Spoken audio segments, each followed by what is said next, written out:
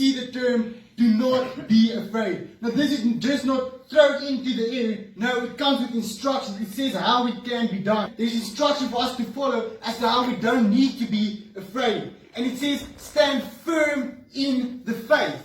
We need to trust God. We need to stand firm and say, I know who my God is. I know God. I know that He's a promise keeper. If He said He will bring me to the promised land, He will get me to the promised land. And then it says, the Lord will fight for you. You see, you are not alone. You have God. You can rely on His strength. Yes, we will have our battles that we will have to fight.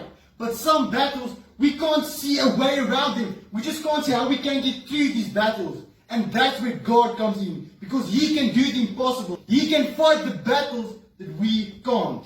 Then we also see this power quote that God says. He says, you need only to be still. How many times do we look around, search and look at everything that's going wrong in our lives? We look at all our worries. But God says, stand still. Stand firm. Because if we make ourselves still and we stand still and look to God, then we will see our lives in a different perspective. We shouldn't turn our heads looking at all our worries. We should first stand still and then look to God.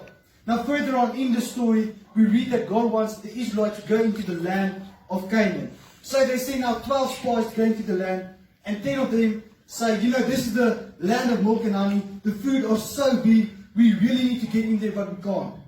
Because those people are so big, we will never be able to defeat them. And only 2 of the spies said, yes, we should go in there because we have God on our side. And that's what God said to Moses. He said, how long will this people despise me? And how long will they not believe in me, in spite of all the signs that I've done among them? You see, these people didn't stand still. They didn't focus on God. They focused on everything that was wrong in this place. They knew that that was the land that God wanted them to be in. But still they chose to focus on the big people, saying, well, we will never be able to get in this land because these people are too big. You see, when we focus on our problems, we will get anxious, worried, depressed and scared. But when we focus on God, we can find peace, joy and strength in His presence.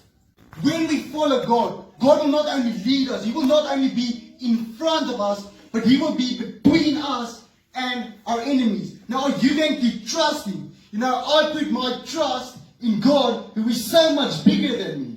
And that's the thing about being a Christian. It's about faith. It's about trust in God and not yourself. If we do that with our salvation, look at all the sins that we have committed. Is it that difficult to say, okay, I put my faith and I put my trust in God to get me through difficult times? You see, then it gets so much smaller. The problem is so much smaller than all of our sins, than trusting God with our salvation and now saying, I trust God with my problems. Because our salvation is eternal, but our problems are temporary. So if we can trust God with the eternal, we can definitely trust Him with the temporary. When Peter walked out of that boat, he could actually step on the water. He could walk on the water. But the moment he started to focus on the water and the winds, he started to sink. Why? Because he didn't focus on Jesus anymore. He started to worry about everything around him except for Jesus. You see, when we turn our heads looking at everything except Jesus, we will start to get anxious, just like Peter did.